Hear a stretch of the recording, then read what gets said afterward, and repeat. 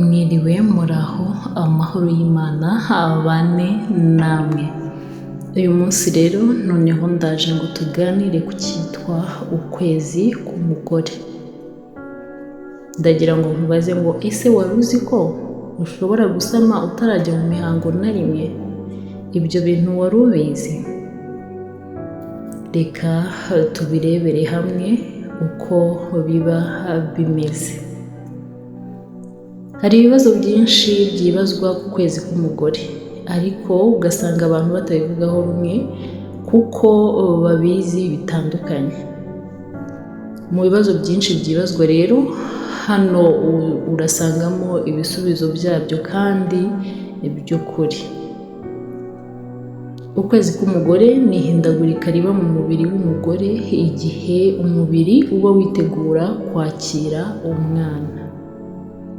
Iyi myiteguro rero ibaho buri kwezi mu gihe gihindagurika cyangwa se kidahindagurikwa bitewe n'impamvu zitandukanye. Ese ukwezi k'umugore gutangira ryari kukarangira ryari? Reka twibaze icyo kibazo. Tuvuge ko uyu munsi wabonye imihango, ubwo ni ukuvuga ko ari intangiriro y'ukwezi kwawe. Ibi bivuze ko ukwezi k'umugore gutangira ku munsi wa mbere yaboneyeho imihango, ukwezi kurangira ku munsi ubanziriza imihango ikurikiyeho. Niba uyu munsi wabonye imihango, bivuze ko ukwezi gushize kwarangiye ejo hashize. Nizere ko ibyo bintu byumvikanye. Umubiri w'umugore buri kwezi witegura gutwita, waba ushaka gusama cyangwa se utabishaka.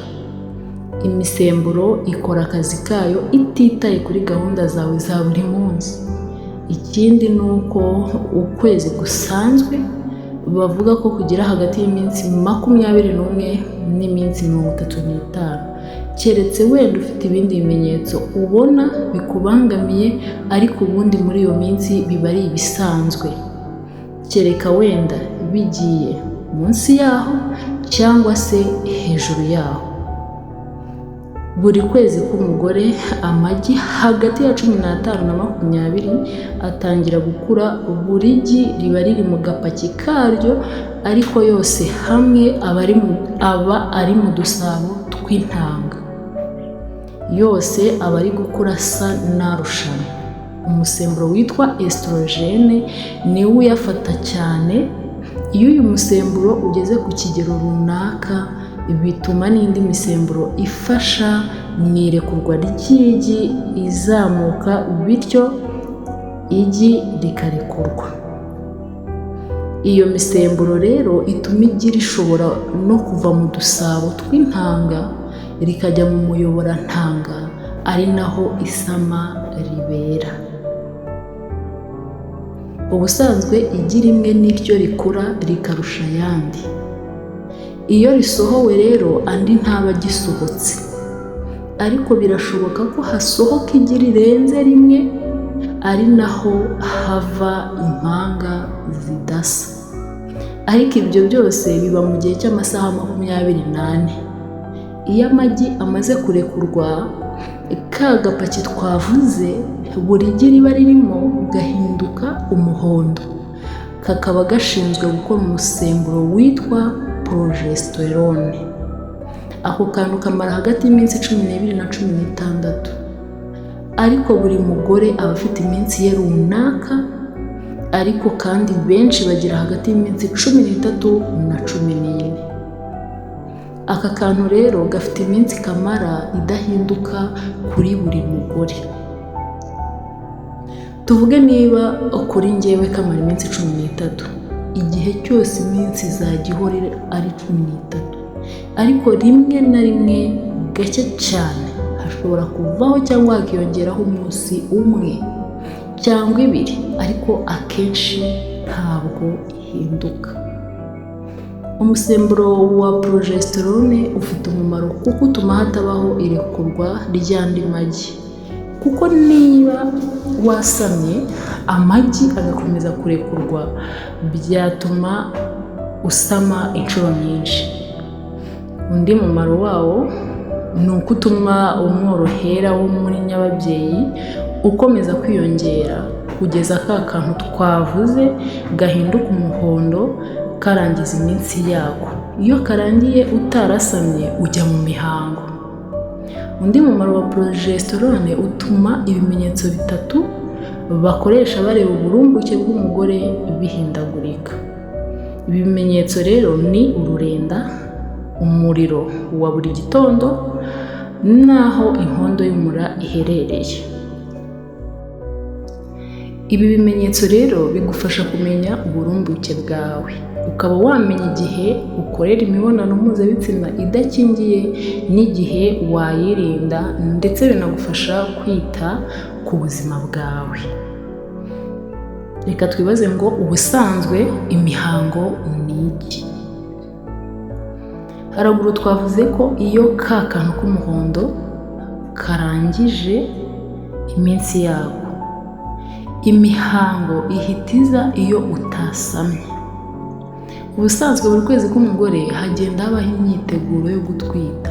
Uko irekurwa ry'igi ryegera mu mubiri, habaho imyiteguro yo kuzakira umwana. Iyo igi ryarekuwe rijya mu miyoborantanga, ari naho intangangabo irisanga. Iyo ritabonye intangangabo rero riragenda nyine rikaburira mu mubiri. Nyuma y'uko ka kantu gahinduka umuhondo rero, bya bintu byose byari byarateguriwe umwana muri nyababyeyi birasohoka bisa n'amaraso ariyo twita imihango.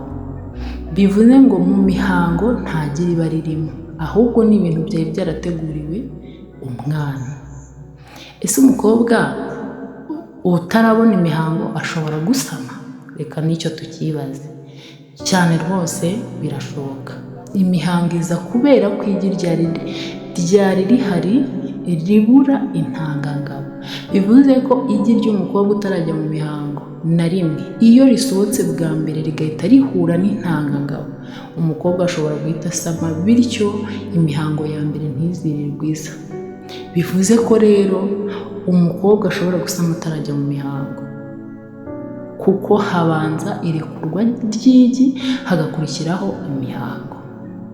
Hari n'abakeka ko kuba umukobwa ahora ajya mu mihango aba yagize irekurwa ry'intanga ari ryo ovulation. Ntabwo ari byo. Hari igihe imisemburo nka estrogene iba itageze ku kigero gikenewe, igi ntabwo risohoka, ukaba wasubira mu mihango ariko igi ritarasohotse. Bivuze ko niyo waba warakoze imibonano mpuzabitsina utasama, kuko nta gi ryigeze rirekurwa. Ni irihe tandukaniro rero riri hagati y'uburumbuke na ovulation cyangwa irekurwa ry'intanga? Irekurwa ry'intanga ari naryo ovulation riba ku munsi runaka, ariko igihe cy'uburumbuke ni igihe cyose ushobora gusama mu gihe wakoze imibonano idakingiye.